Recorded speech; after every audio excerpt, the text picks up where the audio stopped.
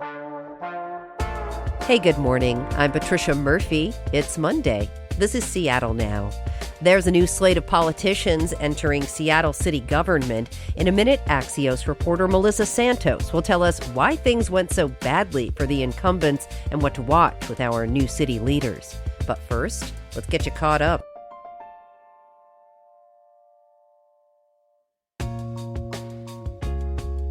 If you're listening to this episode in the car right now, you probably already know Seattle drivers are spending more time in traffic. A new report from Texas A&M shows the average driver in the Seattle area sat in traffic for 87 hours last year. That's up slightly from the year before and 10 hours longer than in 2019. The report finds Seattle is the 9th most congested city among the country's 101 biggest metros. Embattled property developer Martin Seelig has sold off 7 more Seattle properties in his latest attempt to pay back more than $850 million in loans. The Seattle Times reports the properties were sold at auction at a hefty discount. According to the paper, Seelig at one point owned more than a third of the office space in downtown Seattle. But the pandemic took a big toll, and Seelig hasn't been able to recover. One of the properties auctioned off is known as the Darth Vader building. It's at 4th and Blanchard. And remember the 2021 heat dome when Seattle hit a record high of 108 degrees? Well, a new study has found that during the dome, nearly 5% of the forest canopy in western Washington and Oregon was scorched and damaged. It amounts to an area the size of Rhode Island. According to Oregon State University researchers who did the study, the findings highlight the need to better understand the challenges posed to forests by extreme heat waves, which are expected to increase in the future. We'll have more headlines on tonight's episode of Seattle Now. The votes have been tallied. Seattle has elected a new mayor, city council president, and city attorney. Progressive challengers pushed out the more conservative incumbents across the board with a notably close mayoral race. What all this means for the direction of the city remains to be seen. Axios reporter Melissa Santos has been following the election and the results. She's here to help us understand how we got here and what it says about Seattle voters. Hey, Melissa, good to see you. Thanks for coming in. Thanks for having me back. So the results of the mayor's race were not immediately clear. What does it say that the mayor's race was so close? Bruce Harrell had a bit of a comeback because if you recall the primary results, he was down 9.5 points, almost 10 points.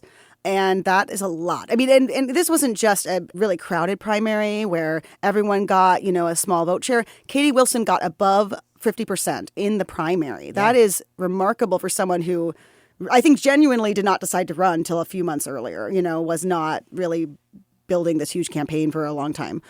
However, I do think that outside money played a role here. There was at least $1.3 million just attacking Katie Wilson, and then another $500,000 kind of backing Bruce Harrell and lifting him up from this outside group. And that, I think, does make a difference because you're sending out mailers, you're communicating your message to voters in a way you can't with less money. Okay, and Wilson, who raised a ton of money from democracy vouchers, unseated an older establishment candidate here in an election where younger voters turned out, Melissa. How did she do that? She's a really good campaigner. I mean, if you watch sort of her social media presence, she's reaching out to people who maybe aren't always going to want to be involved in elections. She had pretty both policy heavy and sort of engaging TikTok videos and things. And she leaned into, she's kind of an awkward nerd. She kind of leaned into this. She embraced it, but also sort of spoke to people on their level. I didn't see that same kind of communication from the Bruce Harrell campaign, or at least not breaking through in an effective way. Okay. That's one way. She's also good at organizing. That was her whole job the last 14 years. She is a community organizer, and that it means you're mobilizing groups of volunteers to do stuff, and they're not really being paid. So you have to have a little bit of something to get that many people sort of working for you on issues for free. And that transfers over into campaign skills, I think. Really interesting. We're saying goodbye to Bruce Harrell as mayor. He is an institution in Seattle politics, undeniably. What does he leave the city with? I think he did a lot of work on education, like allowing students in Seattle schools to get 2 years of free college. That was something that's continuing partly due to his work. He also cleared a lot of encampments, and that was a big part of his policy. There's still a lot of encampments, so you could argue that that was not effective. That's certainly what Katie Wilson said. But I think also we do have a new civilian response team called the Care Department. I think that's going to be expanded. Katie Wilson wants to expand it, and that's at least something he worked on that will live on. All right, well, back to Katie Wilson then. What will Mayor-elect Wilson's biggest challenge be? Because as the Harrell administration proved, these are complex issues. Homelessness really is homelessness. Yeah. And that's something she hit Harrell on hard. And she talked about we need 4,000 units of emergency housing, and she has a plan to try and do it. But it will be politically difficult because what she's talking about is taking affordable housing units, which is a separate category of housing, right? Funded in a different way, and then using those to house people who are on the street. And they're empty. Okay, that maybe makes sense, but it also involves sort of amending some of our policies. I think you have to go through the city council to amend one of our housing levies. So that will be a big political push to do what she said she's going to do. Then, would it even be enough? It is difficult to cite tiny home villages and things like that. And that's something Harrell ran into also. You know, I wrote a story about how he had promised 2,000 units of emergency shelter and also permanent supportive housing in his first year, and he wasn't able to make that happen. So she's talking about 4,000 units. I think that that's a really high bar, even though she's talking about over 4 years. Okay, we can talk a little bit more about expectations for this office in a minute, Melissa. Another big deal race this year was for city attorney. We talked a lot on this show about Ann Davison, who has Republican ties and who Seattle voted out in this election. But let's talk about Erica Evans, who's coming in to replace her. What should we know about her? Erica Evans is a former prosecutor, a former federal prosecutor. So you are not seeing these sort of folks who say, let's not prosecute people, being sort of elected, right? She does have a more sort of progressive view on criminal justice policy. But again, she's coming from a background of, you know, the criminal justice system, being a former assistant U.S. attorney. And I think that was a strong resume for folks. She also, I think, connected with people on the campaign trail. There's campaign skills involved here. But Ann Davison being elected 4 years ago as city attorney was a bit of a weird election, a bit of a fluke. She had run the year before as a Republican for lieutenant governor. Seattle doesn't really like Republicans, do not like them for the most part, the majority. So that was a weird year in which she was against a police abolitionist.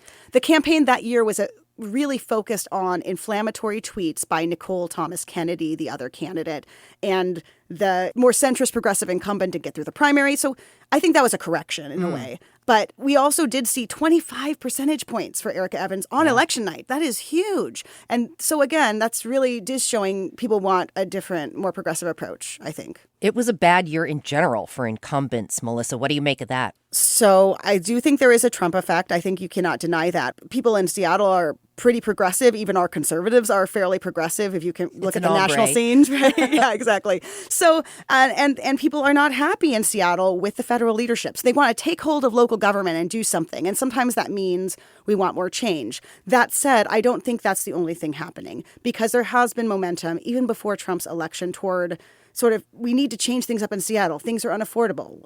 In 2023 was when social housing, I think, first passed, right?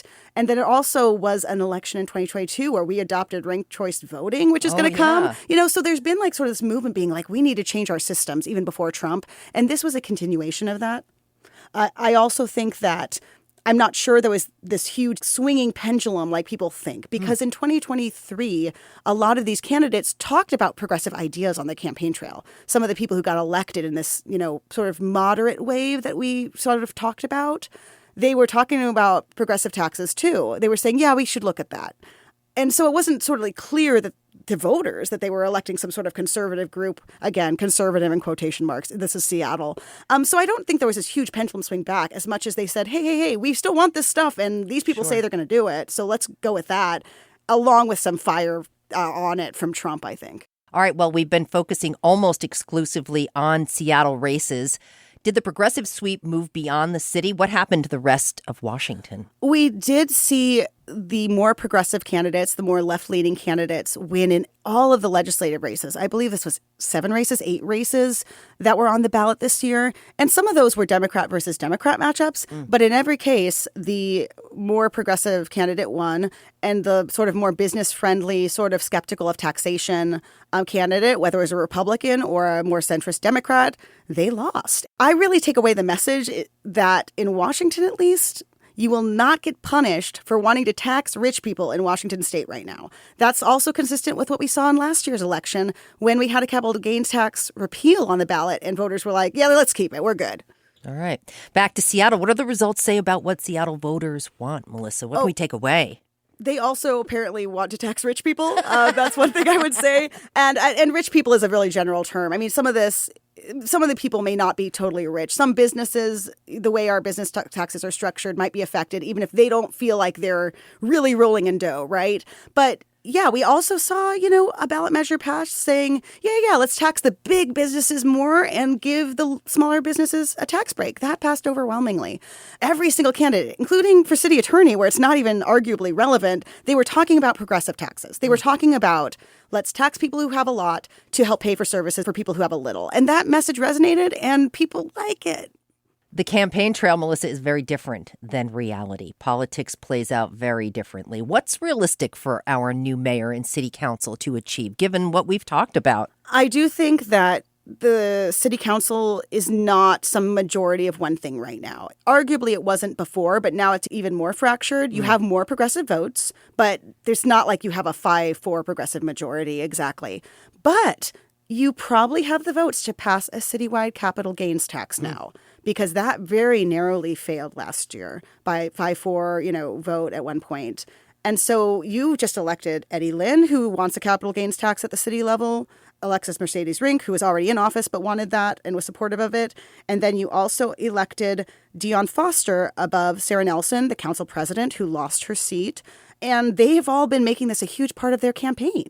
So I wouldn't be surprised if we see that. Katie Wilson wants it. I also think there might be a push toward a little bit more housing density. This gets a little wonky, but one of the dividing lines among some of these candidates was, how many neighborhood centers do you want? That means allowing slightly more dense housing in certain areas than you would have otherwise. And some of these candidates that were elected want to see more areas that can allow more dense housing. All right. Before I let you go, I'm already hearing chatter about a one-term mayor who hasn't even been sworn into office yet. What is it going to take for these newly electeds to stay in office for a second term?